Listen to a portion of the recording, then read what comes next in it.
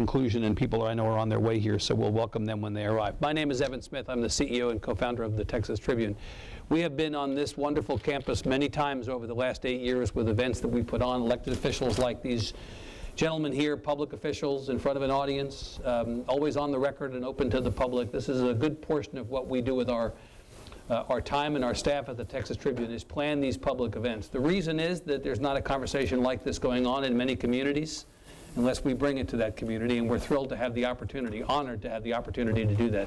We think that getting people in a room talking about the things that matter to not just us here, but us all over the state of Texas, that is a really great and important part of our civic responsibility. And so we welcome you to this conversation about immigration tonight and to this two-day symposium on what is certainly the most important issue in the state of Texas now and will be going forward. We are at the University of Texas in San Antonio, as always, through the hospitality of the staff here. This institution has always opened its doors to us and to all of you. I want to thank Tammy Fernandez and Jared Jerry for working on our behalf to make this event possible, as well as everybody else at UTSA. Please give them a big hand and acknowledgement for letting us be here. I also want to acknowledge Jessica Weaver of the Texas Tribune and Jake Sam and others here who are working this event on our behalf too. We in the front get all the credit and get all the attention, but the people who do the actual work never do, and I want to acknowledge them as well.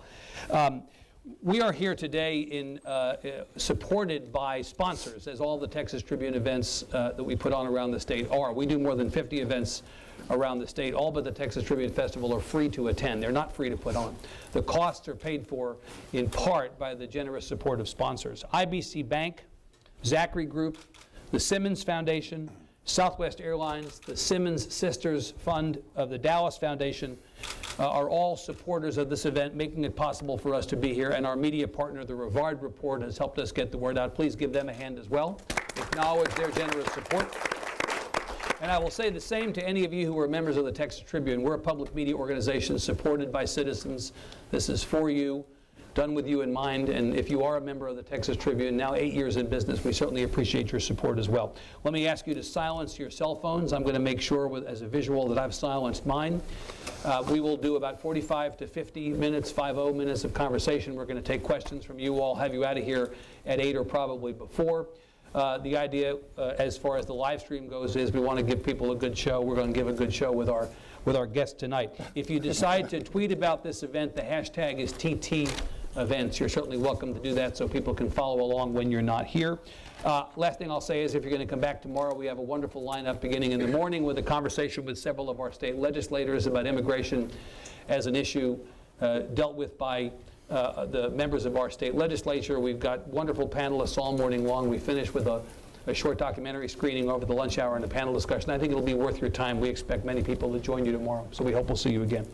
Let me introduce our distinguished guests, and we'll get started. On my left is Congressman Joaquin Castro, Democrat of San Antonio, who has represented District 20 in the U.S. House since January of 2013. In the 115th Congress, Congressman Castro sits on the Intelligence and Foreign Affairs committees.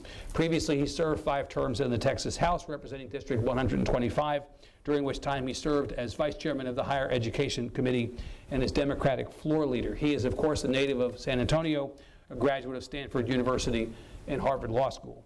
On his left is, well, yes, okay, give them that. We're all friends. You can clap anytime you want. Don't feel like we're handling you here. On his left is Antonio Garza, Tony Garza, the former U.S. Ambassador to Mexico from 2002 to 2009. Today, Ambassador Garza is counsel in the Mexico City office of the White & Case law firm, and he is chairman of the management consultancy Via Novo Ventures. Once upon a time, he was the Texas Railroad Commissioner, and he was chairman of the commission. He was Texas Secretary of State, and he was a Cameron County judge. He is a native of Brownsville. He has an undergraduate degree from the University of Texas and a law degree from Southern Methodist University. Please join me in welcoming the Honorable Joaquin Castro and the Honorable Tony Garza. Thank you both for being here. Appreciate it. Thank you. So I want to begin with a premise that I hope you will agree with, and if not, challenge it as aggressively as you want, that we are a state of immigrants. Immigration is often presented today as a negative. Somehow it's a challenge or a problem as opposed to an opportunity. And in any case, it's inevitable. We're in a state of immigrants. And I looked up, for purposes of tonight's discussion, the statistics on this, and although I know them, I'm always surprised to read them because the magnitude of this is something. 17% of the population of Texas today, which is almost 28 million people, 17% of the population immigrants. 1 in every 6 Texans is an immigrant. Another 15% are U.S. born, but have at least one immigrant as a parent. And you could go down the list, documented versus undocumented. We could talk about that. There are 1.6 million undocumented Texans, about 8% of the Texas population. There are 2.7 million Texans who live with at least one undocumented family member. This, Congressman Castro, is the fabric of Texas. There's no denying it at this point. Whether people like it or not, this is the present and this is the future. No, you're absolutely right. And there's such an incredible history in Texas of immigration. And of course, a large source of immigration has been from Mexico, but also from so many of the countries in the world. And you see it not only in places like the Rio Grande Valley and San Antonio, but also in smaller communities in Kerrville and Fredericksburg and Comal County, where Germans settled, for example. So there is this incredible and very rich history of immigration influencing so much of our culture and our life in Texas. Ambassador, we're all from someplace, right? Well, not only are we an immigrant state in that sense, but we're a free trading state. We not only have a demographic that is very global, largely Mexican, but we have an economic engine in this state that is driven in large part by a relationship that we enjoy with Mexico. Right. Earlier this week, I was at a conference on energy, and they were talking about energy integration, and really it follows the demographic convergence that we've experienced in this state. We do $178 billion a year with Mexico, and in the time that we will be talking here, 45 minutes to an hour, we'll do about $25 million worth of commerce with Mexico. So it's not only our demographic, it's a very real convergence in terms of our economies. So as you know, whenever I have you with me, Ambassador, I want to talk about U.S.-Mexico relations, which we will do in a second. But I want to ask you first, if this is an inevitable fact of life in Texas, and we have more contiguous miles with the Mexican border, it's going to be a fact of life. And what Congressman Castro says is true. It's not all immigration from Mexico. It's a global situation. Why is it perceived to be so difficult as a policy issue to get our minds around? Why do we fight about it so much? What's the problem here that people think they've got to solve politically or from a policy standpoint? Well, I think there's a few things going on. And first, if you look at immigration and where we are as a country right now, one of the things I think you have to take a step back and appreciate that we're not alone in the world in terms of our attitudes about the movements of people. Right. Whether it's, what was going on with Brexit, I think was largely, in part, a reaction to both globalization and immigration. If you look at the populist movements around the world, whether it was in the UK, France, to a certain extent in Germany, Italy, and really just around the world, from the left, it seemed as though it was a reaction to, wage stagnation, inequality, these sorts of things. So it was pushback against globalization. From the right, it was more cultural and immigration. But really, there was a sense of people kind of a retrenching going on, a discomfort with an outward-looking kind of sense of people's role in the world, and a discomfort with any of the what I just call general otherness. Right. And so I think in this country there was a certain amount of that going on as well. And in Texas we had enjoyed for a long time being somewhat immune to that. It's really been in the last handful of years that you've started to see a shift in attitudes about immigration. You're suggesting, Ambassador, that we were more at peace. I think we were. And now we're less at peace. And Evan, I'll point to a time, I spent most of my life in the Rio Grande Valley, but in the 90s, mid-90s, moved to Austin. And I remember this change in sort of the mid-90s to late 90s when we went from about 3.5 or 4 million undocumented people in the United States really pretty rapidly to 8 or 9, then 11 or 12, and it was largely driven by the fact that our economy was doing well and people were coming in to chase jobs. But the undocumented community went from being relatively invisible to very visible. And I think that started to cause this sense of something was happening in the communities. And you would hear people actually tell stories like, you know, that used to be a strip shopping center down on 2nd and Congress, let's say, and then one day it became a day labor camp. Or the anecdotes about emergency rooms becoming citizenship centers where people are having children. Or people leaving their children off at school and hearing Spanish spoken in the playground. And that sense of otherness, I think, started to overwhelm people. And attitudes started changing about immigration. Well, let me ask you, Congressman, as someone who sits on 2 important committees in the House that deal with the rest of the world, Foreign Affairs and Intelligence, you understand what Ambassador Garza says. Others have been demonized and otherness has been weaponized. Yeah, well, I guess let's start with the United States and with Texas. In every generation, just about, in the United States, there has been a kind of cultural resistance to new immigrants. And that's been a resistance not just to Mexican immigrants, for example, or Hispanic immigrants, but when the Germans were coming here in the 1880s, they were said to be too dirty to be Americans. When the Irish came to cities like Boston and New York, they were greeted with signs that read, "Nina, no Irish need apply." The Chinese were excluded for decades from our country.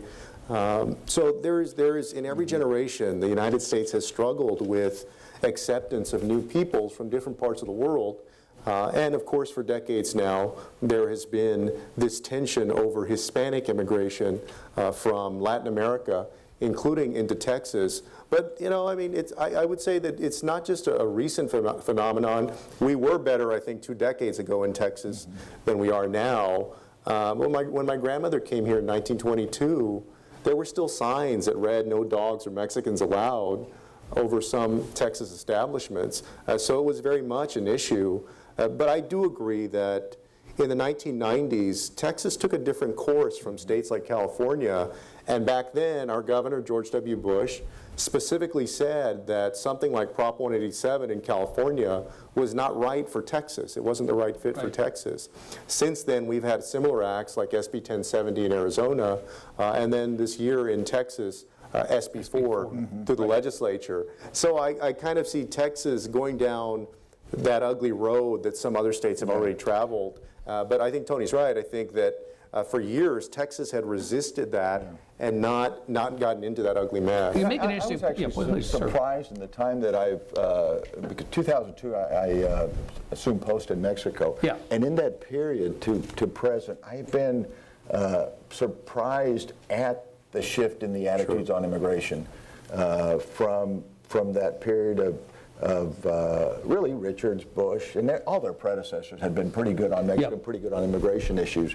But this change in, and I think a lot of that was quite frankly, within my own party, within the Republican Party. And I was going to say, I wonder, Tony, how much it's changed among the people of Texas and how much it's changed among the elected leadership in the state. A lot of it is the elected leadership, and I think in some sense, and we can spend a lot of time talking about redistricting and what that's done, and safe seats and slices of primaries. Disappearance of the center. Disappearance of the center. And I think a lot of our politics on both sides of the aisle has become less Texas and more national. We have national Democrats and national Republicans as opposed to a Texas center. And look, a lot of that has been driven by redistricting. I saw a piece recently. It says, you know, people no longer pick their representatives. Representatives pick their constituents. Pick their people, and that's been the case and that has been the case for some time. You know, Congressman Castro brings up correctly, I think, the comparison between Pete Wilson in California on the one hand and George W. Bush in Texas on the other hand. When Wilson went his direction, he basically handed control politically of California congressmen over to the Democrats for decades. The Republicans are less than no place politically in the state of California. George W. Bush, by steering a more centrist course on immigration, actually enabled the Republicans to be in power and to remain in power. What's interesting is that as the conversation among the Republicans in Texas, the leadership, as we've discussed, has veered away from George W. Bush, at least for now, that has not happened politically, right? Yeah, I mean, if it's going to happen, it's still in the process of happening, right? I mean, now you just had a Democratic presidential candidate in Hillary Clinton who got the best percentage that a Democrat has gotten since 1996. We'll see what happens in 2000. Still about 43.5%. 43 to 52 or so. So, we'll see what happens in 2018 and 2020. But certainly, if we look back 10 or 15 years from now and say, there was a turning point. Right. That turning point was probably Donald Trump and SB4 Right. and other things like that. You were in Congress under President Obama, when President Obama was in office. President Obama is viewed as vastly different from Donald Trump in terms of his attitude toward and his positions on many of these issues. People forget, though, that President Obama, from an immigration perspective, was actually more hardline than people give him credit for. People, he is said to have, and I believe these numbers are correct, to have deported more people in the 8 years he was in office. Either give him credit for from the right or detract from within his own party. Right. President Obama and his administration deported more people in the 8 years than President Bush did, right? Yeah, I mean, it wasn't an apples-to-apples comparison because they were defining deportations differently. But generally speaking, he was no kind of do what you feel, do whatever you want kind of president. That's right. on that issue. Sure. But Trump Congressman represents, I think most people acknowledge this, a marked difference from Bush and Obama. Oh, absolutely. Right. Yeah, he's a big departure. I mean, look, the policy right now is basically everybody out, right? This last example of a 10-year-old girl, Rosa Maria Hernandez, who was in Laredo and was trying to get medical help that she needed for a medical condition in Corpus Christi, and was followed by federal agents, and they staked out her hospital room and then kept her in detention home here in San Antonio, or detained her here in San Antonio at a place that wasn't suited to meet her medical needs, and did that for about 10 days. That's something that I don't, that represents a stark departure in an approach from one administration to another. Yeah. I mean, we began, I guess, Ambassador, on the 16th of June of 2015 with Donald Trump announcing his campaign by talking, among other things, about Mexican rapists. The wall and the existence and payment for the wall, existence of and payment for the wall has been a persistent feature of the conversation. We've heard about and then stopped hearing about deportation forces. We're not in George W. Bush's America or Barack Obama's America as far as that goes, right?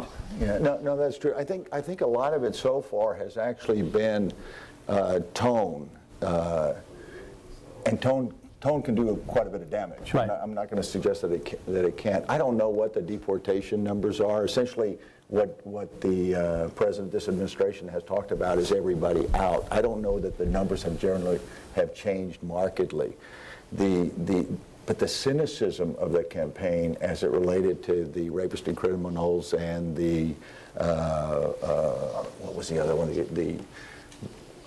The wall and these sorts of initiatives.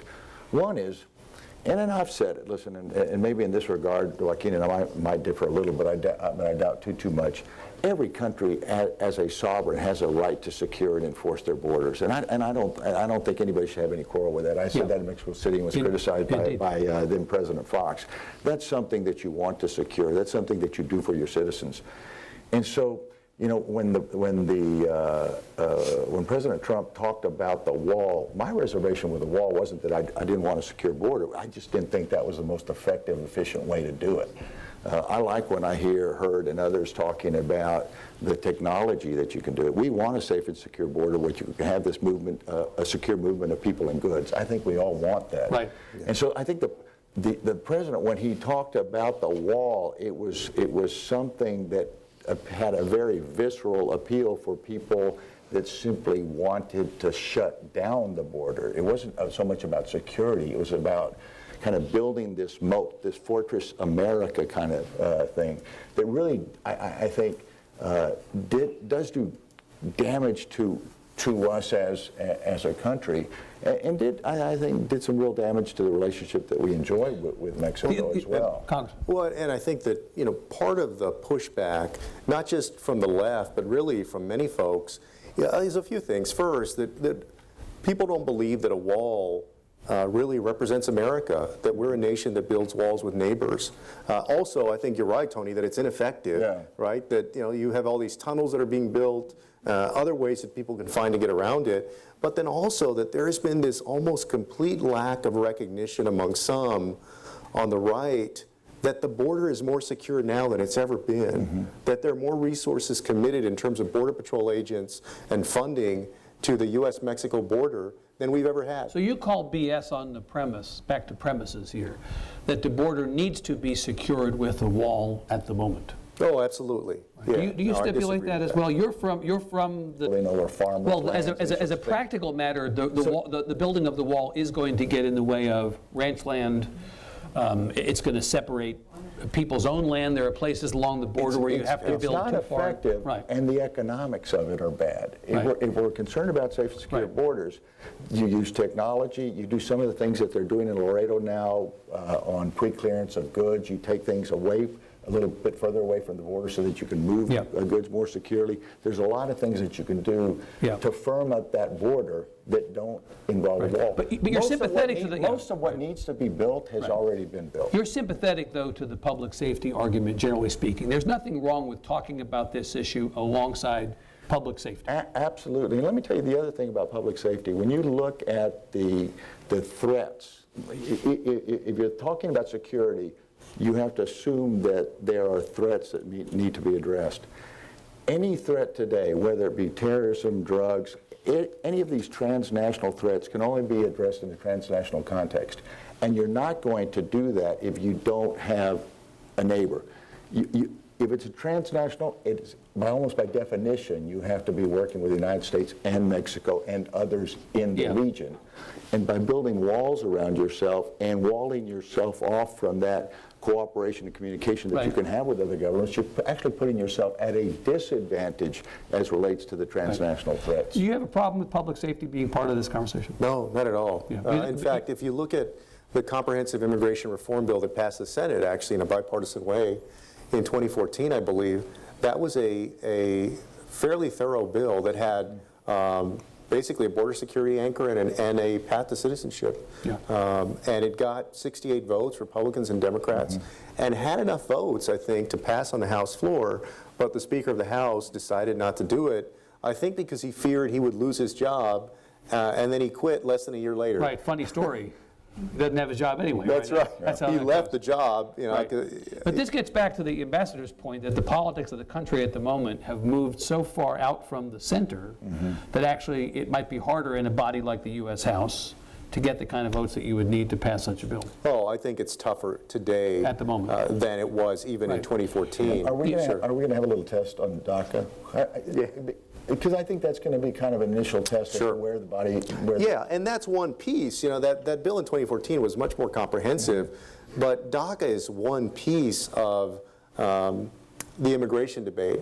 I'm hopeful and I'm still optimistic that the Congress will be able to do something, hopefully by December, when we have the budget come up. What is the 6-month deadline that the president, didn't he say, I'm looking for a Around 6 March. month out, so March? Yeah, but you know, remember, most of the folks that are in favor of DACA relief or relief for the Dreamers are Democrats. There are probably 20 to 30 Republicans who are in favor also, Right. but most of those are Democrats. Well, Democrats are in the minority party right now, so there are only certain periods during that time between now and March where Democrats have leverage to bring the majority to the bargaining table and try to get something done for Dreamers. And a big part of that, a big opportunity will be in December around the budget. Also, if we've got to raise the debt ceiling, for example, that's another opportunity. And the reason is that you have, on the budget, for example, you have many members, Republican members of the Freedom Caucus, that's the Tea Party folks, who ordinarily will vote against the budget or vote against increasing the debt ceiling. So the Speaker will need you. So, right. Well, so what's going to happen strategically is that folks like Louis Gohmert in East Texas and others who are part of the Freedom Caucus, who usually vote no on these budgets, are going to have, I think for them, what is a very tough choice for them.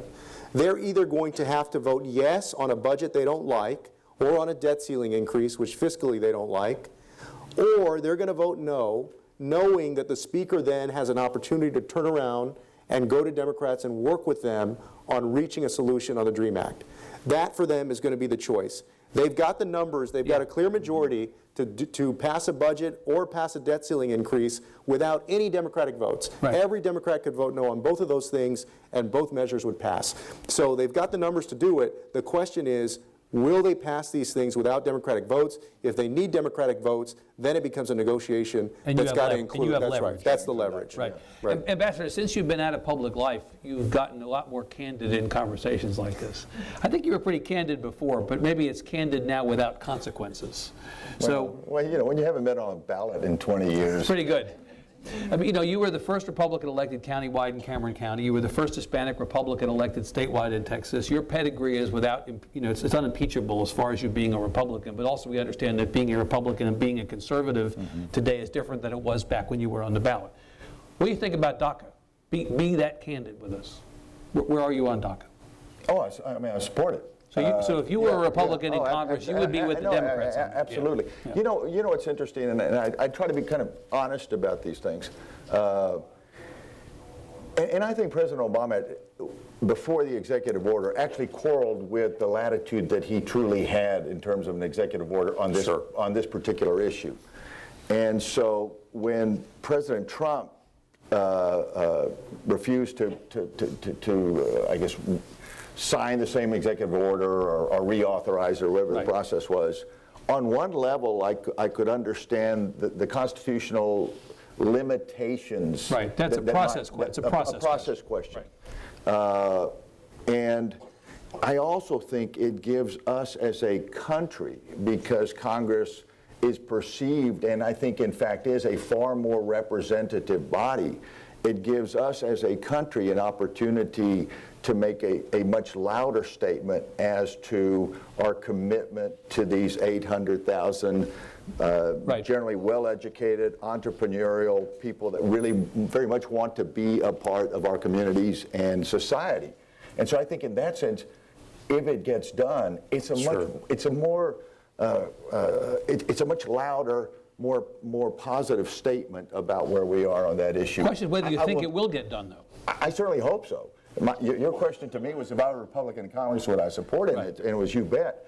Just to share something that I thought was very interesting, and I don't know that this columnist didn't write this somewhat tongue-in-cheekly, but it was a Mexican economist. He said, boy, wouldn't this be the best thing that ever happened to Mexico? To get that sort of talent, that sort of infusion, that sort of pre-educated, entrepreneurial, respect for rule of law, ready to go to work, infusion into your economy. The point being, why would any country want to let those people go? Right. And that was, I think, a good point. So this affects us disproportionately. We have the second highest number of about DACA. 120,000 DACA recipients. DACA recipients, second only to California, That's right. And so this would actually affect us pretty dramatically. In fact, we have a young woman tomorrow who's a UTSA student who is the only one in her family who would be sent back. Yeah. The way her family situation is just a very moving story, and so she's obviously eager, along with everybody else, to see the disposition of this. While we're on the question of public safety, Ambassador, we had a big blow up at the Capitol this session about sanctuary cities. Yeah. This mirrors the conversation happening at the national level. We all thought that the most combustible issue of the legislative session would be about bathrooms. It turns out it was about sanctuary cities. And that day, March 1st, when the fight broke out on the floor of the Texas House, it was really one of the most uncomfortable things to watch in 13 sessions that I've been at the Capitol. And you had a lot of legislators crying and talking about their personal stories. And I think feelings have not recovered in many respects. And I don't know that you can put Humpty Dumpty back together again politically in that building.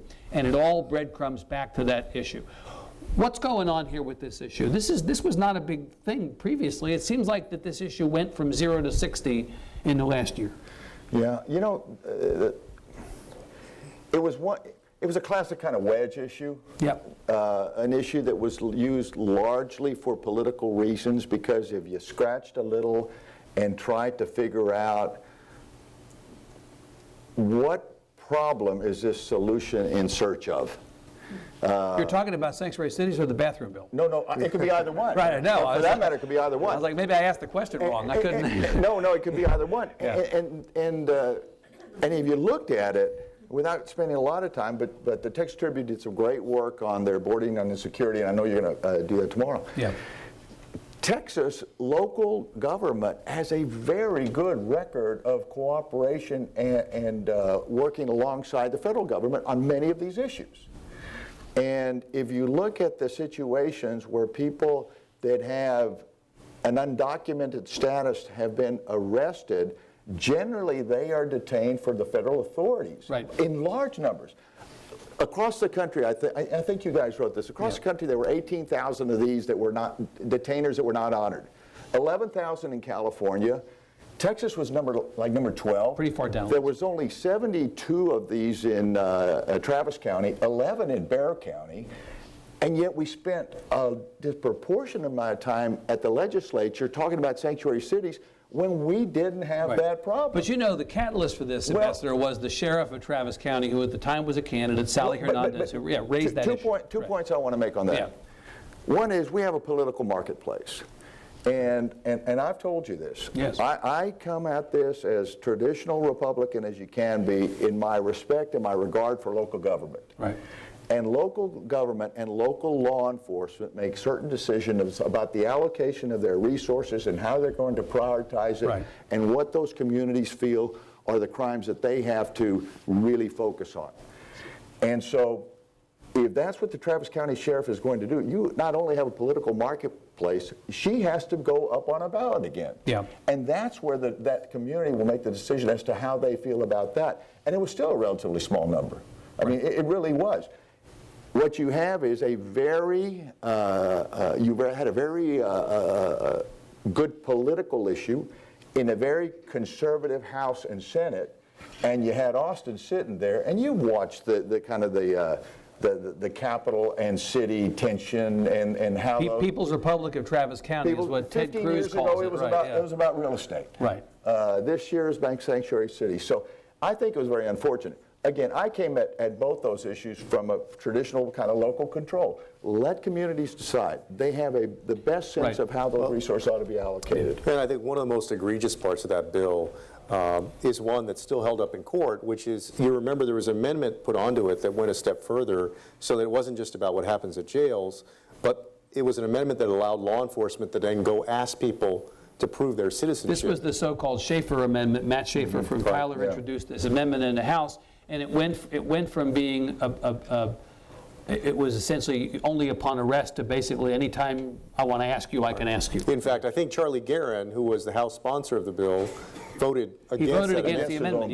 He did indeed. He voted against it. from Fort Worth, But he voted for the bill. And tomorrow morning we'll have here among our speakers Jason Villalba from Dallas, another person who voted against the amendment before the bill, because from their perspective, half a loaf was better than no loaf. But here in my mind, 140 days in a special session, and we spent a tremendous amount of time chasing our tails on sanctuary cities and bathrooms and not spending enough time talking about real and effective enforcement along the border or trade with Mexico that's been at risk. Right. Things that truly impact. You feel those were diversions. Or for that matter, education. Right. Healthcare, education, transportation. So is there no, to Ambassador Garza's point, Congressman, is there no legitimate conversation to be had about the ways in which law enforcement deal with people who may have undocumented status? Is there not, again, a public safety consideration worth factoring into this? Yeah, there is a legitimate conversation, but it also has to do with which level of government is responsible for undertaking that. Right. As Tony mentioned,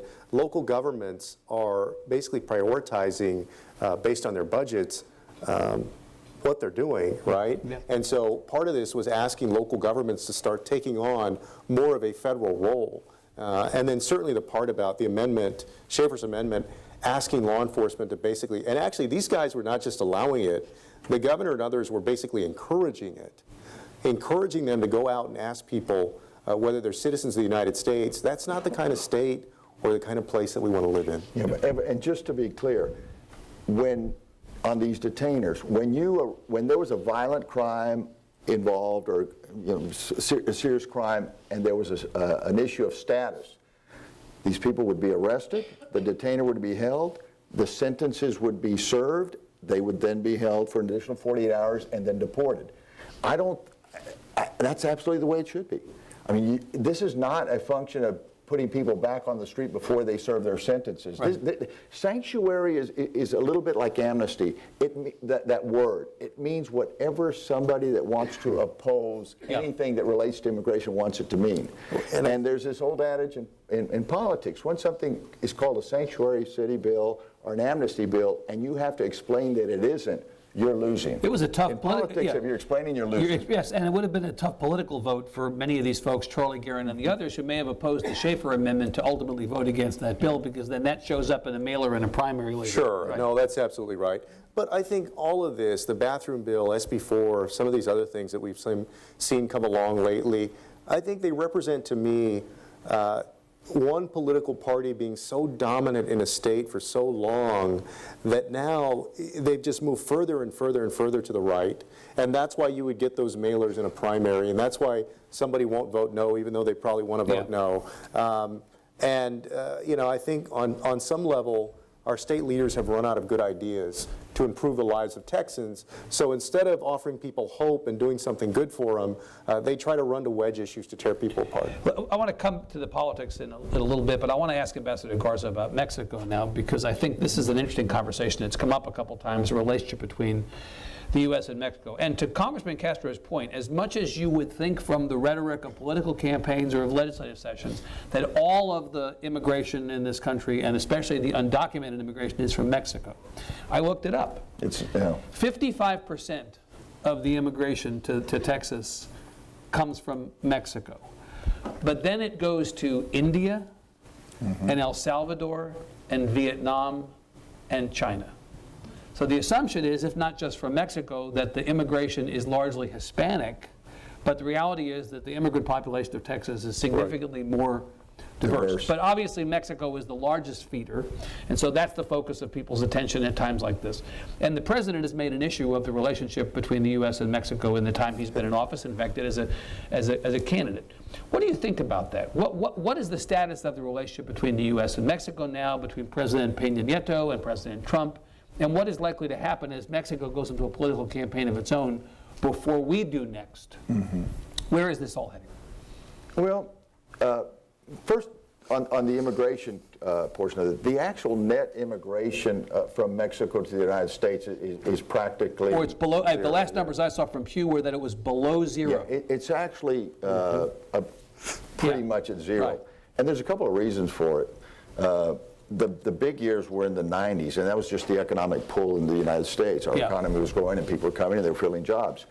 But the push factors in Mexico are a little different these days. The economy is growing a little bit differently, and there's more opportunity in that country. A growing middle class, albeit modest, but growing. A country that still has some challenges on the crime and security fronts, but generally doing things well. You know, you asked about the relationship between Peña Nieto and Donald Trump, and I'm not going to pretend that we're at a great moment, but I think one of the things that I am most impressed with is that our relationship has moved beyond a single administration at a single point in time. Oh yes, it's nice if that's firing the way it should and working well, but the level of integration between the United States and Mexico is profound. The level of business, cross-border business that is done, the level of activity on the civil society level, on the academic level, on the energy integration that's now going on. There's a lot going on in spite of government. The marketplace has done a pretty good job of keeping us moving generally in the right direction. So I'd say the relationship is good. Now, on those issues where you really need that cooperation, I think this NAFTA renegotiation has put there's been some headwinds. Yep. Our ability is still pretty good to communicate and cooperate on the security front. I think on these questions of immigration, they have been very supportive on their southern border as relates to the movement of Central Americans. But I think all that is if not at risk, all that could be less than ideal if we continue to move in the direction of kind of antagonizing each other. Right. And I don't think that's healthy. Is the antagonism primarily about the wall and who's going to pay for it?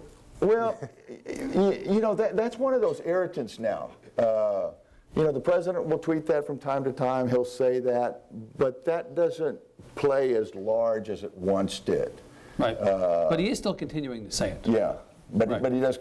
And work is a non-starter. But work is, Ambassador, as you know, work is theoretically being done on whatever the wall is. We've seen prototypes, and there's discussion of areas of the border where there's activity.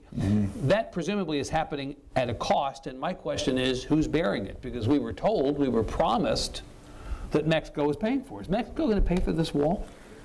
I can't imagine that happening. Yeah, there doesn't seem to be any enthusiasm. I'm not going to lie, I just can't imagine that Right. happening. I guess I wanted to answer that question in a second, but also, Evan, just wanted to point out that oftentimes the idea of immigration, you asked about immigration and public safety, Yeah.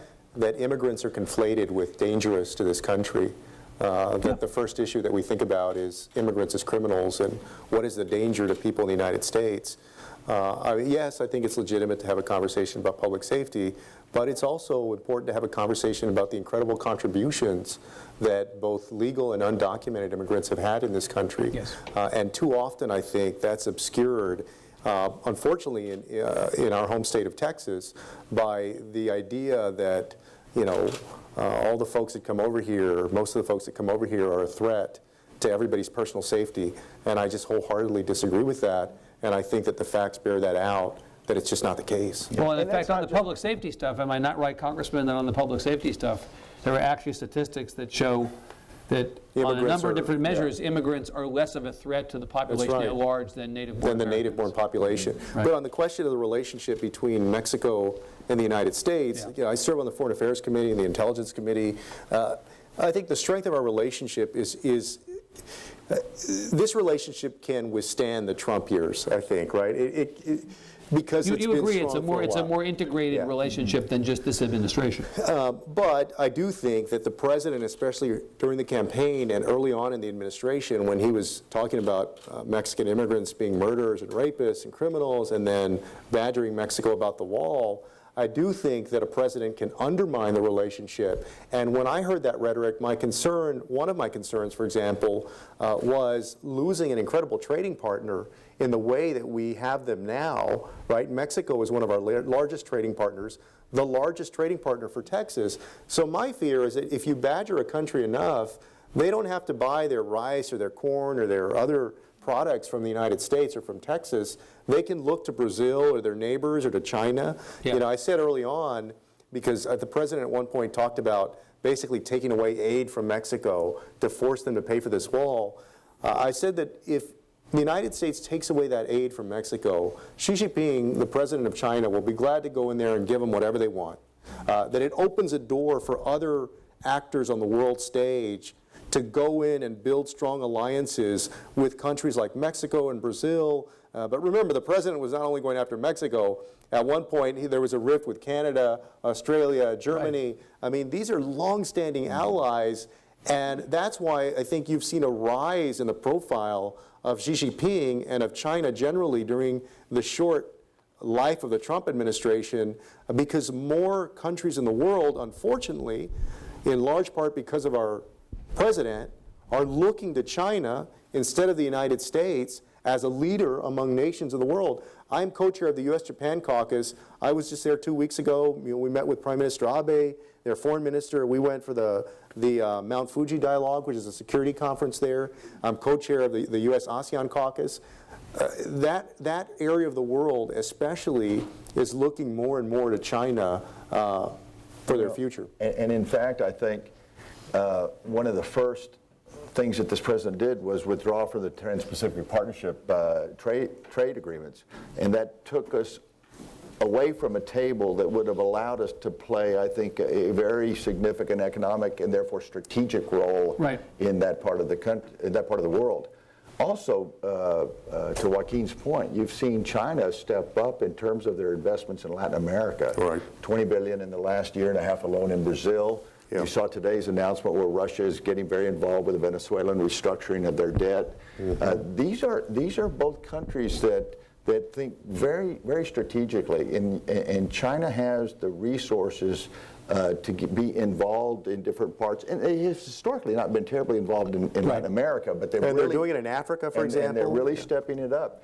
Now, from the standpoint of Mexico, you've got to appreciate that with NAFTA at risk, I mean, 80% of their exports have headed north, a big part of our exports have headed south. Right. But they are looking, and I think any country should, I think, as should the United States, we should be involved in as many parts of the world as we can in terms of our economic interests and our strategic interests. And Mexico has looked to buttress their trade, and they have 47 bilateral agreements with other countries of the world, and they are looking at other trading partners and spending more time cultivating those relationships. I think ultimately a NAFTA plus a Mexico that trade more robustly with other parts of the world would be the very best for the United States. The stronger and healthier they are economically, the better partner that they can be to the United States. So are we going to bust Mexico and Canada, but particularly Mexico on NAFTA? What's this going to look like a year from now? Because we know how NAFTA is how important NAFTA is to Texas. Yeah. Well, you know, you might have a better insight than I do, but I think we're gonna see very little happen in 2018. They'll continue to negotiate through the first third of the year, and then hit pause on the negotiation, likely kick it over to 2019. Past the election. And so what we'll have in place in 2018 is essentially kind of a standstill on the current NAFTA. And that would be fine as long as the 19 started to the new agreement integrated things like energy and e-commerce and these sorts of things. I think we could be fine. The pattern of this president has been to bluster and punt. And so I do think that it may end up over in Congress ultimately, and that might be good. A lot would depend on what our midterms look like. Well, you bring up a great point, because the fact is a lot of these issues have spiked up at moments over the last 10 months and then been pushed off the headlines or pushed off the agenda by another thing and another thing and another thing. And honestly, we're not hearing a ton about NAFTA, right? Yeah. No, I hope that NAFTA is successfully renegotiated. It has been strong for Texas. And, you know, when we think about the supply chains back and forth, for example, with companies like Toyota, there's a lot at stake for the people of Texas. I think a NAFTA originally could have been drafted better, that it could have had stronger labor and environmental protections. I hope that if it's renegotiated, that rather than labor and environment being side agreements, that they will be part of the main agreement. Your sense that you and the president both saying that NAFTA needs to be renegotiated agree on the things that need to be renegotiated? I don't know whether he agrees. You know, they're having a real fight right now over a few things. One of them on rules of origin. The auto industry in particular is battling it out. And then different sectors within the agriculture industry in Mexico, Canada, the United States, tomato and dairy and so forth are trying to come to new terms. So, you know, we'll see what happens. But there's no question, look, it would be a blow to Texas's economy if it just goes away completely. Ambassador, on this question of the economy, not so much about U.S.-Mexico or NAFTA, but just immigration and the economy, to bring it back on our side of the border. The percentage of our labor force that is immigrants at the moment is 22%. More than 40% of the construction labor force is immigrants. More than 25% of the food service labor force is immigrants. More than 25% of the agricultural industry labor force is immigrants. We're about to rebuild 22% of the state that has been impacted by the worst hurricane, the worst natural disaster that we've experienced ever in the state of Texas. The rebuild is going to happen on the backs of undocumented labor. Does anybody disagree with that? Right. I mean, the economic consequence of the immigration issue to Texas is enormous, is it not? And so reflect on that as a topic. Well, we can spend a lot of time reflecting on that. Yeah. First, I would hope that it's not on the backs of undocumented labor. In an ideal world, I would love to get a comprehensive immigration reform bill done, so it would be done by people that very much already feel a part of the community. But realistically, the timing of it is not going to work out. Right? But to your point, yeah. I mean, whether it's the reconstruction in the wake of Harvey, or the growth in our different sectors of our economy, or the long-term sort of trends that we're seeing, there's only two ways that you really grow your GDP. More people producing, or the people you have being more productive. Right? And immigration really allows us as a country to continue to do both the influx of new people, and many of the immigrants that we've seen. I mean, look at some of the largest cap companies in this country today. Many of them formed by immigrants. Right. And so we have that opportunity sort of to do that as a country because we are still so attractive. Our institutions, our framework, our rule of law allows for people to flourish. And if we're going to grow our GDP, it's going to be by continuing moving people, talented people into it. They can be parts of of the economy. And we're not doing that. I mean, if you look at something as short-term as Social Security was built with a pyramid like this in mind, a demographic pyramid in mind. Our pyramid is kind of looking more and more like this. We're not feeding that base of young. And the only way you're going to have that flow of young in is through immigration. There are so many ways that you can look at immigration. And as a country in the United States, recognizing that we have this extraordinary opportunity to feed our economy and feed the growth of the economy simply by undertaking immigration reform, that you wonder, why isn't it just a given that we would sit down and say, what do we want our next-gen economy to look like? Because we have the opportunity here to do that by designing an immigration. Congressman, what do we need to do to enable the economy to be its best self, as it were, activating the immigrant workforce? Well, I mean, to Tony's point, you know, when you think about adding people and also having a productive society, I think I mentioned that I'm co-chair of the U.S.-Japan caucus. Japan has been faced with both of those challenges because they have a very aging society and also a very strict immigration policy, which they're now attempting, many folks in the diet there, to liberalize, right, to open up. So they can replenish. Yeah, so they can. Years worth of stagnation because of that. And now, I don't know that they're going to make folks citizens. I don't think they've resolved to do that, but to bring in more workers at least, because they need the workers. But you're right, look, realistically, there are 4 or 5 major American industries that would not exist the way they do but for immigrant labor. Whether it's the construction industry, the agriculture industry, the hospitality industry, Silicon Valley, 40% of the businesses that were started by immigrants. Right. And that's another case where, while people perceive all immigration to be Hispanic immigration, Silicon Valley, it's from all over Silicon the Valley entrepreneurship is largely global, not specifically Mexico or Latin America. So you need a mechanism to allow for new people to be part of our country. I mean, that's happened throughout our history, and it's made us successful, and it's kept us from having the same challenges that countries like Japan have. What do you do when the conversation turns, as it inevitably does, to a mechanism for employers to verify the status of employees? EVerify has been a topic of conversation in Texas. Of late, the conversation has turned to, let's require government contractors to use EVerify, but let's not require private businesses to do it, because we wouldn't want to infringe on the liberty of private businesses. I mean, if we have a problem of undocumented labor, shouldn't that apply across the board and really try to get at the issue of incentives or disincentives? But what is there some room in this conversation for some mechanism for employers to at least know who they're employing? That was certainly part of the conversation with comprehensive immigration reform, so it has been a conversation that's had before.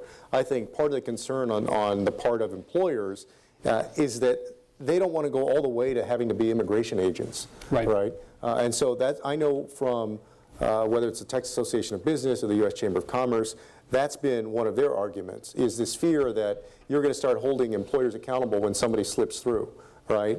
But yeah, I mean, and it's also the fact that I don't think that we've reckoned as a country with the fact, as you mentioned, that undocumented labor has powered so much of these industries like construction and hospitality and agriculture.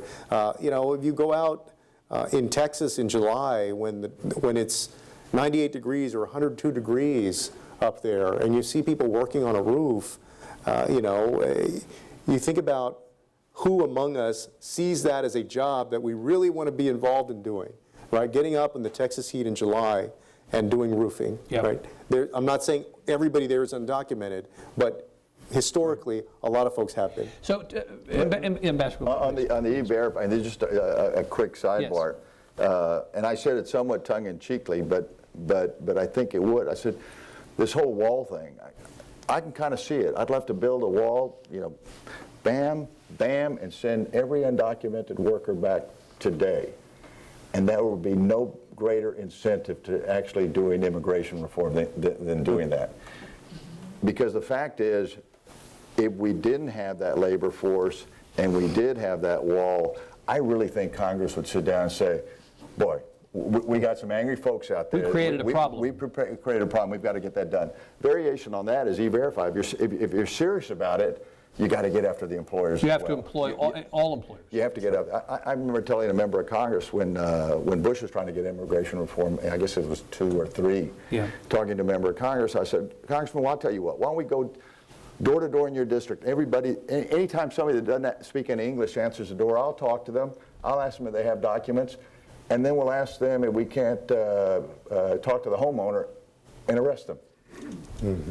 And he just looked at me like, that's the dumbest thing you've ever said. I said, well, I mean, you guys, there's 2 parts to this equation. It's very complicated. In any other setting, that would be a conspiracy, or you'd be an accomplice. Well, I remember, and Debbie Riddle had a bill, right? Former state representative from Tom Hall. She had a bill several years back when I was in the legislature, and it was basically a crackdown on immigration, on undocumented immigration, and there was an exemption for domestic servants, right? In other words, they'd go after businesses. There was an exemption in there, among other things. But don't touch my maid. That's right, yeah, for domestic servants.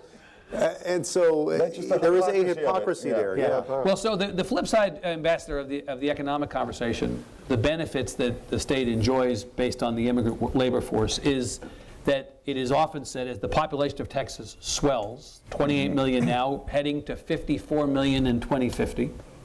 As the population swells, the immigrant population becomes a strain on the finite resources that we have. So you'll hear, as you alluded to earlier, well, the healthcare system is already broken any number of ways in Texas, but it's worse when you walk into an emergency room of a county hospital and who is waiting to get what is effectively primary care, not emergency care, but people who have health insurance, many of them are undocumented, it is said. Or that undocumented students are raising the number of students in the student-teacher ratio in our public education system. We have 5.3 million students in the Texas public school system. The population of our public schools is right now 58% Hispanic, 60% are of limited English proficiency. The assumption is, well, it's the immigrant population that is making the public education system slow to a crawl. So what do you say about that? Is there a reasonable argument to make about the degree to which the immigrant population is straining our finite resources, social infrastructure, say?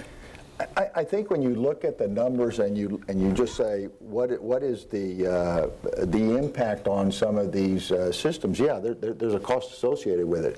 When you net it out against the contributions of the immigrants in communities across the state, you're fine there. And so the challenge is how do you start to integrate this population that is a net positive, that is contributing to the state, that is contributing to the communities?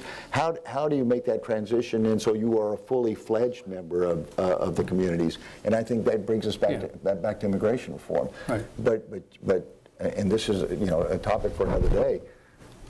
Texas has a huge challenge ahead of us on education. Yep. And that, to get back to where we started, again, we spent 140 days this past legislative session, and I know the speaker was very focused on education, and he tried to get back to it any number of times, but that's what we need to be talking about: education and competitiveness, right, and growing the state and growing our economy, not these issues that, as I said, were kind of solutions right, in search of problems. Well, you remember from when you were in the legislature, this was a conversation at the time about education and healthcare. Even giving undocumented students access to in-state tuition rates was a topic of conversation. Which Texas did, I think, in 2001. Was one of the first states to do it. That's indeed right. And actually, I've been surprised that Texas has not taken that back, but it still remains law today. But Evan, I think that some of those criticisms and finger pointing have to do with the fact that Texas's leaders have failed to provide health insurance coverage to millions of Texans. In fact, Senator Cruz and others are among the leaders in the Congress who are trying to strip millions of Americans and millions of Texans from having access to affordable health care coverage. So you're talking about that through the tax bill that is now making its way through Congress? Well, that's the latest version, sure. Right. In the Senate tax reform bill, they're basically repealing the individual mandate, which would take health care from about 13 million people. At least that's the estimate. And we right now have 4.6, just to level set this, we have 4.6 million Texans without health insurance, 17% of the population. That's right. Roughly double the national average, down from 25% uninsured, and 6 million before the Affordable Care Act. Yeah. Right. And so what happens, I think, also is that when you have population, in this case in our state of Texas, many of whom don't have health care coverage, and then you have politicians who are giving them a reason, saying, look, it's these immigrants, it's these people that are not supposed to be here. You turn people against each other rather than doing something positive and making sure that there's a way for people to afford health care coverage. Let me, in the couple of more minutes that we have before we open it up, I want to ask about politics. I want to talk just straightforward politics in Texas and in the country. 2018 elections, congressmen are around the corner, and then 2020 presidential campaign after that.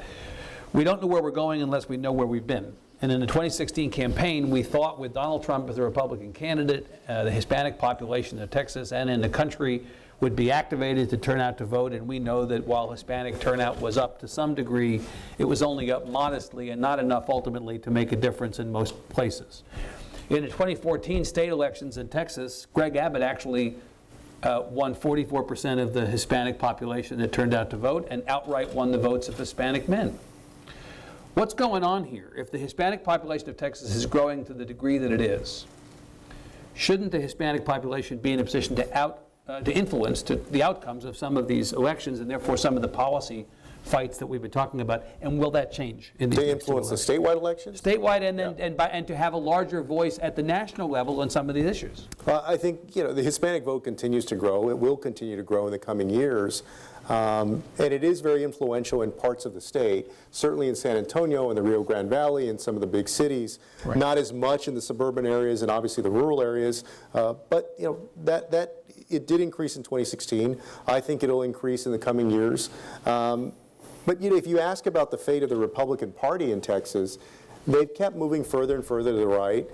Greg Abbott and Dan Patrick have basically embraced Donald Trump and his policies. And so I've said for a long time that when the politics of Texas change, I think when you see Democrats break through and win statewide elections, it's not just going to be because more Hispanics and African Americans come out to vote Democrat. Yes, you will see increases. I sincerely believe that white Texans will also believe that the Republican Party has turned on them and has left them behind. And is resting on their own laurels as a party. And that's what you've started to see in Alabama, for example, where they've nominated Roy Moore, and who is such a horrendous candidate. Well, I'll stipulate that if a Republican candidate is accused of molesting children, that you guys have a chance to win elections, okay? But short of that, you guys haven't had much of a track record.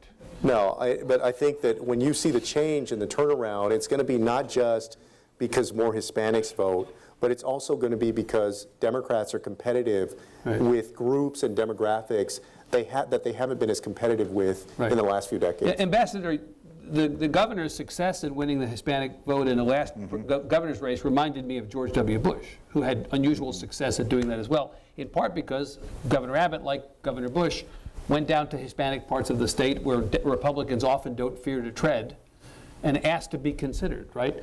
You think your party is in a good place heading into the next couple of election cycles? Yeah, Is it still your party, by the way? You are still a Republican? Yeah, absolutely. You haven't gone old Joe Scarborough on us and deregistered? No, absolutely. Okay. That's my jersey, and that's it. You're wearing it. Party. I get it. Okay. Yeah. I think for the next couple of election cycles, the Republican Party is going to continue to do very well in the state. Beyond that, it's a harder call, not just for the Republican Party, but for the traditional party structure. I think that you're seeing the millennial, Latino, business, people that, for reasons, this last session, you saw a schism between the business community in the state and the Republican Party. That historically there's been such a tight alignment there that you started to see on certain issues a little opening there. I think on some of the issues that the party has bear hugged, again the two this last session, longer term, that's very out of step with the millennial and next generation of voter. And you're going to have a much broader group of independents. So the parties will either have to field candidates that have appeal to independents that are largely center-right, maybe libertarianish with an interest in foreign policy and America's role in the world, or they're going to fade away. And I think it's a sort of thing that, again, not in the next couple of cycles, but it's going to be that sort of thing that, as I say, happens slowly, then all at once, then I think, look, not to go too far, but obviously to a different country. In Mexico, in Nuevo León, an independent candidate was actually elected in a much more structured sort of two-party system, largely driven by social media. This last election cycle in Virginia, where the Democrats did very well, the candidates were all over the place in terms of diversity. And I think in Texas, they're going to be largely conservative or center-right. They're going to be people that are committed to the marketplace, committed to liberty, committed to America's role in the world, committed to these sort of education, sort of looking forward, largely center-right. But I don't know that they'll necessarily be as tied to the parties as they are today. But I don't know what it's going to necessarily be. I mean, I think I think for the next two cycles, I think the Republican Party is in very good shape. I mean, look, you know, the other thing is that in Texas, or really in any state, when you've got, historically, the president's party faces a backlash in the midterms. We've seen that with Democratic presidents, Republican presidents, and you'll see it in 2018 with Donald Trump in the White House. And so Democrats, I think... You're referring to congressional races, and yeah, then a level below races, that, some legislative state legislative races. Remember, when President Bush was in office, even though he was a Texan and still enjoyed wide support in Texas, Democrats in the state legislature worked their way up from 62 seats in the state house all the way up to 74. 74, that's right. And we're 20 votes short of the 75th seat. And then in 2010, when you got a Democratic president that came in, there was a backlash in 2010. You guys got killed. Oh yeah, we went down from 74 to 51. So you're going to come back and take over the House? Is it going to be a wave or a Sharknado in this next election? It's looking like it's going to be a pretty strong wave. I mean, I think it looks like it's going to be a category 4 or 5. You know, I think we'll pick up several. Now, remember also. You're going to beat Will Hurd? I think we have a good chance of picking up the 23rd district, yeah. But also many other districts. I thought I would trick you into saying something you didn't want to say.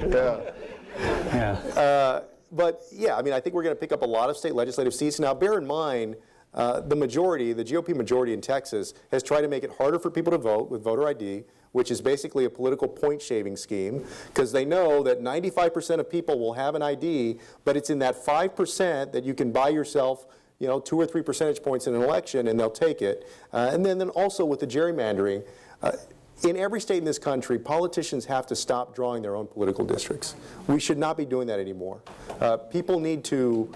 It needs to be done by an independent commission or a bipartisan commission of Republicans and Democrats. And I think that once that changes in this country, 50 years from now or whenever it happens, we'll look back and say, man, we had this very arcane, odd system of allowing politicians to draw districts. What were we thinking? Jess, are we going to go with a microphone? We have microphones in the aisle. Let me encourage you to line up. If you have questions for our guests, we'll take a few before we let you all back into the world. And while you're getting ready to line up, I'm going to ask you, who is your candidate for governor going to be next time?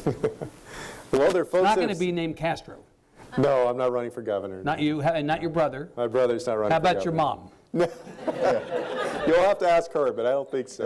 Okay. So you're saying there's a chance? Wendy Davis said the other day that she would need to have a lobotomy to run for governor again. Is that what it's come to? It's like one flew over the cuckoo's nest. That's what we have to do here to get you guys to run a candidate for governor? No, I mean, look, I think Yeah, right. we'll make some gains in 2018. I don't know that the governor's race is one of them. That was like the least optimistic answer you've ever given me in all the years I've known you. It's Friday night at 8 o'clock. Hey, come on. You know, cameras are rolling. Sir. Thank you, gentlemen, for being here. Esteban Lopez, I'm the chairman for the San Antonio Hispanic Chamber of Commerce. And back to the question of the influence of Latinos in Texas politics, not necessarily in the next 2 cycles. I'm originally from California and was in college when Prop 187 was passed. Yeah. And few people would argue that Prop 87 was not the galvanizing issue that got Latinos in California, like folks like my parents, to become U.S. citizens and vote at every election since.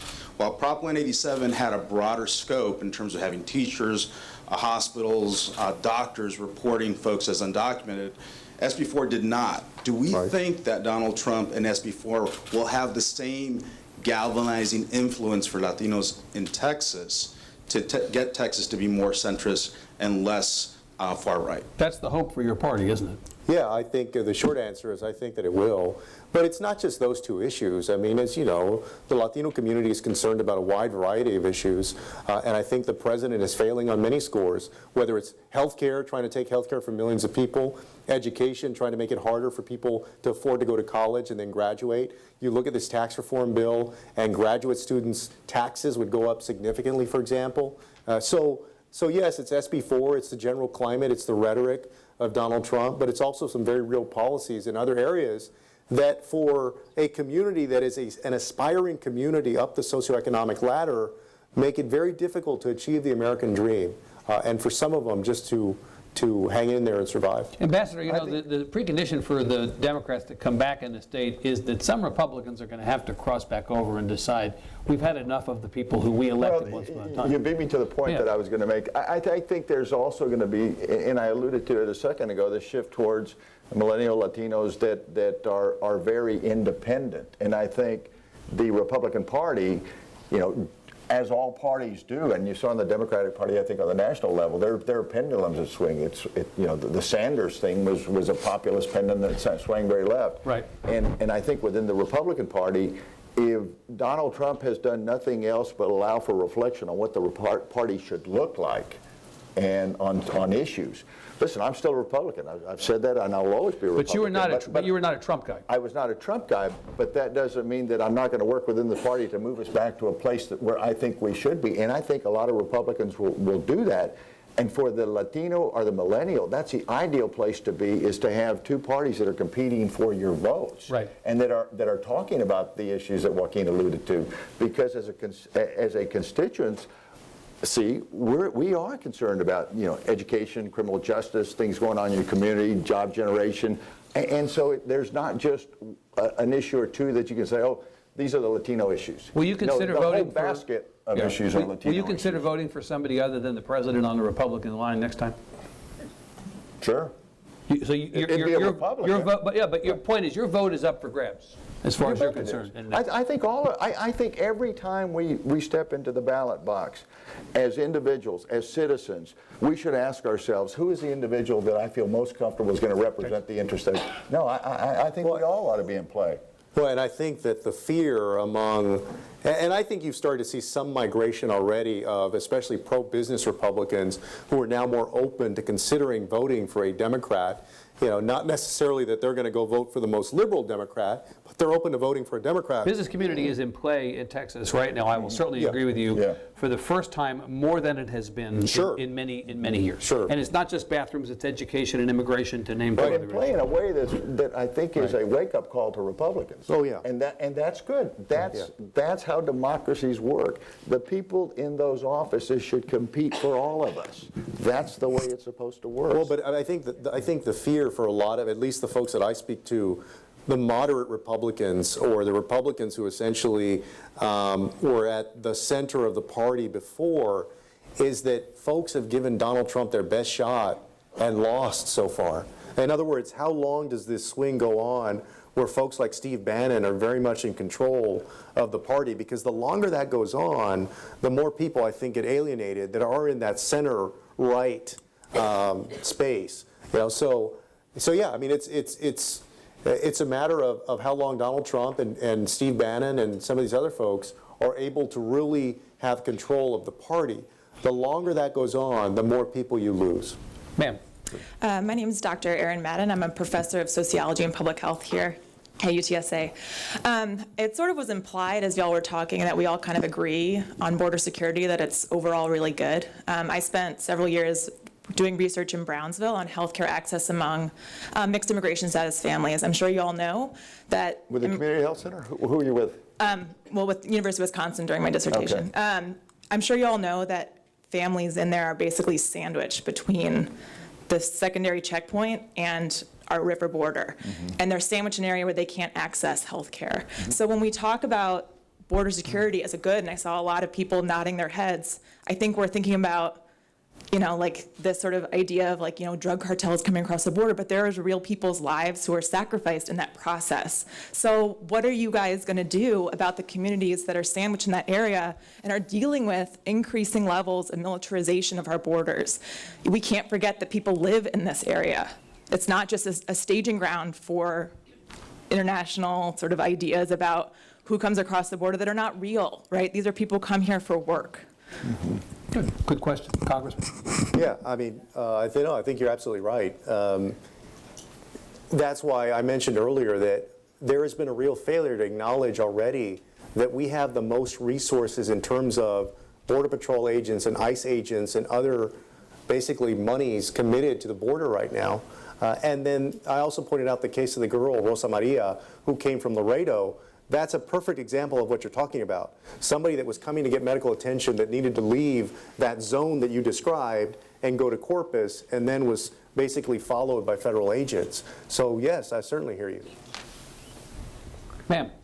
My name is Diana Uriegas. I am a co-chair for the Green Party. I'm also a Texas Indigenous Council member. I'm here for the health issue. I was injured at work. I worked for Walmart. I got hit by a car while doing carts outside. I had insurance with them, but they didn't take care of me.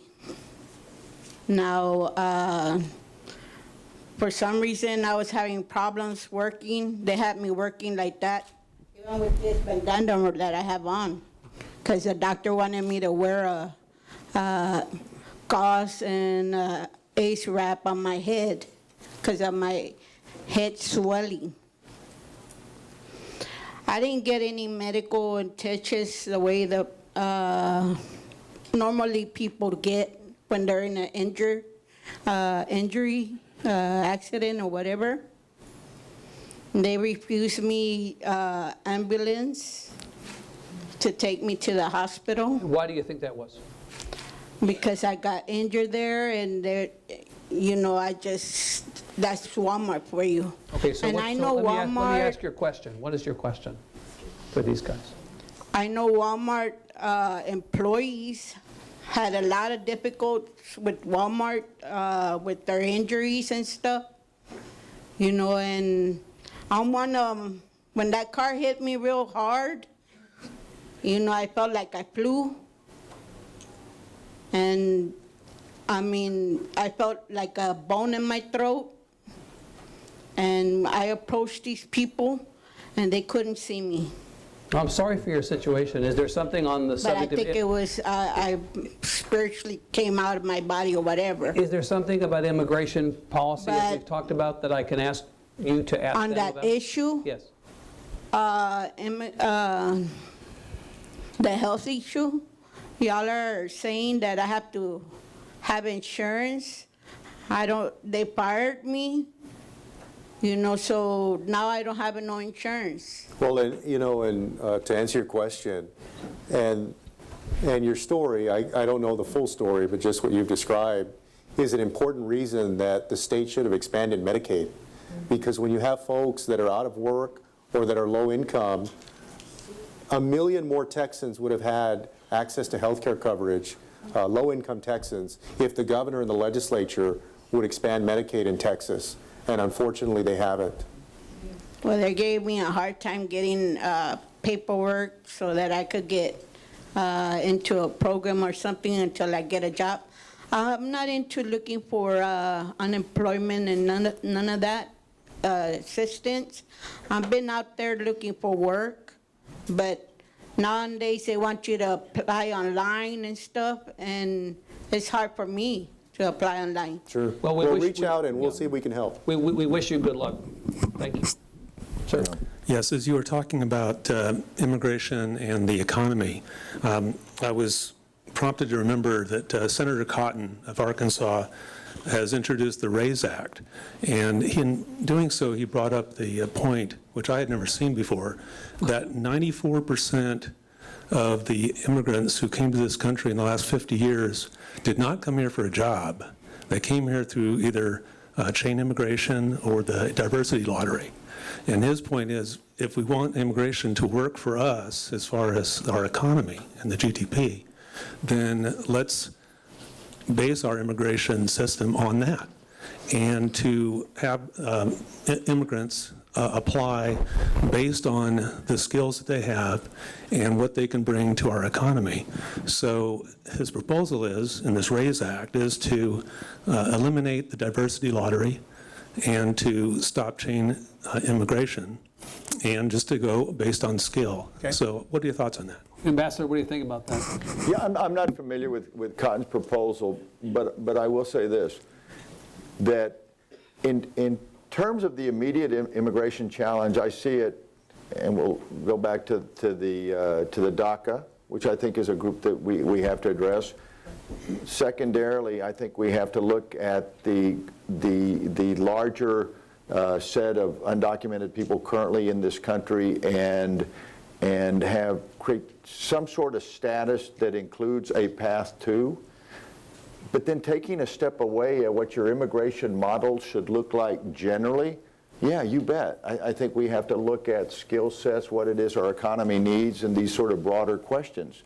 And so I think what's most important, and again, I don't know Senator Cotton, and I'm not familiar with his proposal, but I'm glad there are people out there that are at least willing to say, immigration reform, let's talk about it, and you start with, and that might be a part of a larger proposal, but I think it's important that we have that conversation, that discussion.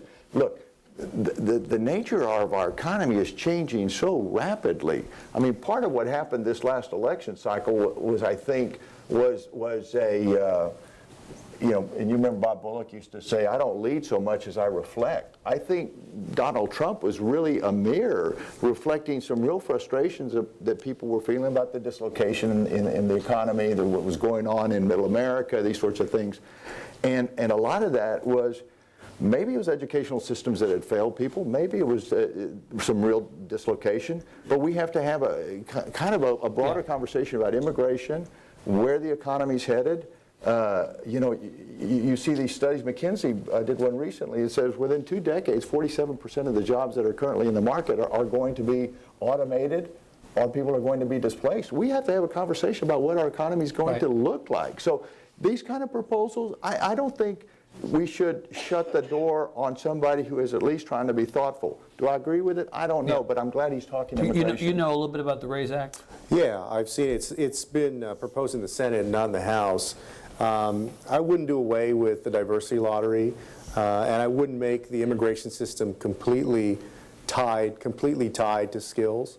You think about it, I just saw today, for example, that Texas has its lowest unemployment rate, I think it said in history. No, it's ever. Governor Abbott put out a release saying it was the lowest unemployment rate ever. That's right. That's under, you think about that, the lowest unemployment rate in Texas's history, and that's under the current system of immigration that we have. You know, so I think you're right. I think it's productive to have conversations across the board about how the system can change. The other thing that I'd like to see in the if we get to an immigration bill, I'd like to see something that has some almost triggers in it that allows for growth without having to have this sort of debate. I mean, I guess we've done immigration, what, in 22 and 56 and 86. Every 30 years, this country kind of convulses over it. But it would be nice to have an immigration bill that had some ability to grow as your economy grew and allowed for some flows in that weren't tied to the numbers that you thought were sufficient on the day you passed the bill. I'm very happy to see a lot of questions here. We're going to take as many as we can in the next 7 minutes. So let me encourage you to ask your questions. You can use nouns and verbs. I mean, you don't have to race through them, but let me encourage you to ask questions as quickly as you can so we can get to answers as quickly and take as many people as possible. Ma'am. Yes, hi, I'm Hilda Gomez, and I'm also from California, recently moved here. So I did go through that 187. I was a teacher at the time, and it did cause a lot of panic. And I and other teachers ended up having meetings with families in their homes, helping them deal with what was going on. And it was also at that time when we did see incendiary ads showing immigrants rushing the borders that did little to sort of bring some type of calmness and understanding among people. At the same time, there was a lot of people, as myself, educated Latinos that went along and helped organizing for America, and we did see it did have an impact on voter, especially among young Latinos, that we did see an increase in Southern California that did increase voters in support at that time for the Democrats. The second issue that I have a question about is what, as you as leaders, can do to further the information about the immigration process. Because as I see it, that's the elephant in the room. As we see, there's about, 7 categories for people that they can apply to. The number one being family, employment-based, seeking asylum, religious, but for the unskilled, there isn't. And that's a fact. Okay, so what do you do to reform the process to make it more transparent, give people more access to what? Well, I think your question is about how do you communicate that information to the community? Yes, as because everybody assumes there's a process. I don't know how many conversations I've had with friends. You're talking about immigrants themselves? Yes, immigrants right. trying to access the system, especially if you're unskilled because you don't have an employer seeking you out. And the general understanding is, why don't they just get in line like everybody else? But it's more complicated than that. Yes, it's more complicated. That's what we found out in California. What we've done a few times in my office, and I know other members of Congress have done also, is held basically immigration resource fairs for folks who are hoping to go through basically the citizenship process, for example, so that people know their options. But you're right. I mean, you have people who find themselves in a difficult situation because they don't know that you can get a waiver of certain fees, for example. Some of them can't afford lawyers. Others get lawyers and get cheated out of all their money. So you're right. I mean, it can be a obstacle course for some. And those who want to have visas to come here and work, now they can't do that. They're afraid if they go back, they cannot return. So it forces them to get stuck here because of the process. So until that process is reformed and made clear and consistent, then the undocumented, this whole issue will continue. An excellent point. Just I'm going to defer to what the congressman said on how you seek to go through the process. But 2 asides. One is a lot of that, the undocumented population grew as we did more enforcement because you started to lose the circularity of people kind of moving between the 2 countries depending on the demand for that sort of labor. The second, and if you saw me smiling when you referred to that commercial, I want you to know something that's it's kind of surprising. You may appreciate this, Evan, because you're old enough to. When I ran for railroad commissioner in 1998, I ran against a congressperson who used that very same footage. It was something that was put together by a group that Ed Meese was part of out in California of immigrants running, and asking what kind of railroad commissioner will Tony Garza be if this is what he would allow along the Tex-Mexico border. And it was actually footage from another part of the border somewhere. And it was the same film that was used they ran it, they in my basically primary against me. So I did not remember the that. footage. That's hilarious. Sir. Gentlemen, does anybody have a problem with the term chain migration? It seems like it really is another name for a U.S. citizen applying to bring a child or a spouse into the country and you reuniting families, yet the term has seemed to stuck. And people call it chain migration and it makes it sound evil. Does anyone have an issue with that? Yeah, no, you're right. For a long time, people have been able to petition to have their wife or their mother or their father or their kids come to the United States also. And that's why I said earlier that I disagree with doing away with the diversity lottery, but also disagree with the idea of just wiping out people's ability to bring family members here. Good. Sir. Thank you. My name is John Vasquez, and for 20 years I was a municipal judge in Austin, the People's Republic of Travis County. Yep. And in that position, I was also a magistrate for Travis County. I saw people get arrested, and I saw those immigration holds you were talking about. What you have to understand is that just being arrested doesn't make you guilty of a crime. And the fact that I would sign a probable cause affidavit didn't mean that person was going to be convicted.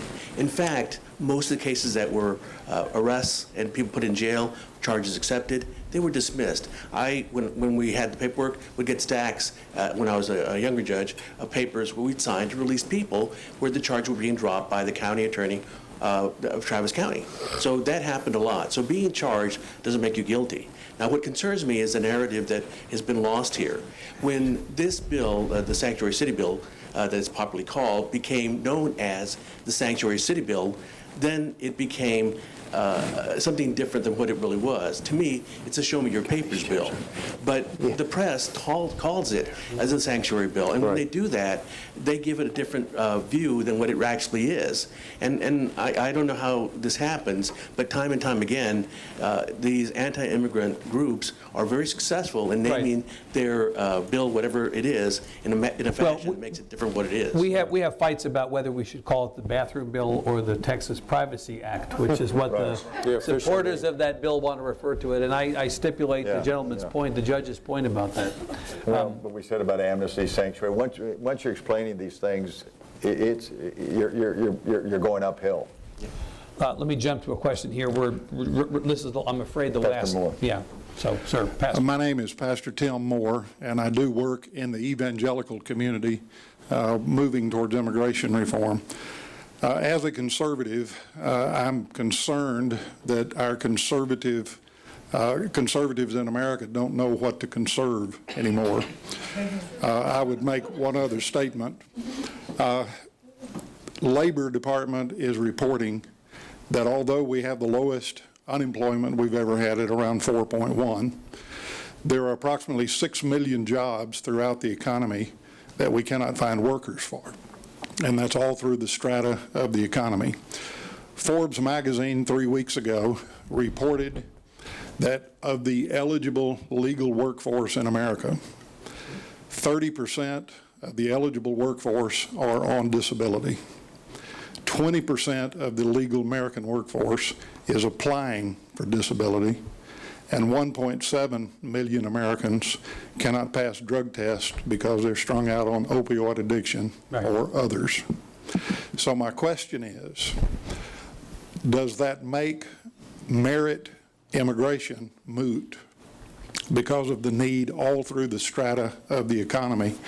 And lastly, Congressman, when you go back, I send you with a message. DACA is the low-hanging fruit, if there is any. Right. And if Congress cannot pass DACA, then I recommend we keep the kids and deport Congress. I'm not. Have you introduced that bill? The Send Louis Gomer to San Miguel Act of 2017. Have you suggested not San that? Miguel. No. Okay, fine. We'll find it somewhere Peace. else. All right. Okay. Texans love San Miguel. Fine. What about that? Yeah. Well, you're right. That was a nice point to I'd like to say something I think here. the pastor's right. DACA is the low-hanging fruit. When we did the comprehensive reform bill a few years ago, I always thought that the case of the Dreamers was the most sympathetic that you were going to find in Congress, or folks were most sympathetic to the case of the Dreamers. And then the other issue at the time, at least, was one of them was tech. I thought we would be able to figure that out pretty quickly. Now, tech and everything else is really not even on the horizon right now, and it's just this DACA issue. I still believe that we'll find a way to come up with a solution by those 6 months, but it will either be a good sign of what is possible or an omen, I think, for the rest of this Congress at least. Well, if you want to see if Congress is going to be deported, if you're wondering, come back tomorrow. We'll address that tomorrow. I'm sorry that we've got to. I'm sorry that we've I'd like to say something, though, is this. The real elephant in the room is racism. This has been the issue since 1848, and the first criminalization with the police law in 1929 was addressing the people who were not crossing legally, but yet when they were crossing legally, they were being deloused and facing kerosene showers, which is why they opted to go around that. And there's been racism since then, and it's racism today. And if we don't talk openly about it, it will continue on and be the elephant in the room, and we will just try to ignore it. It's a good frame. It's a good frame and a good point. I appreciate you making it. That will certainly be part of the conversation tomorrow. We've got to stop here because we've promised everybody 8 o'clock would be the end. Please welcome or thank the Honorable Joaquin Castro and the Honorable Tony Garza. Thank you all for being here. We'll see you tomorrow. Thank you. Did you want to have a drink? Thank you. I gotta get back to my. I told my wife we'd have a.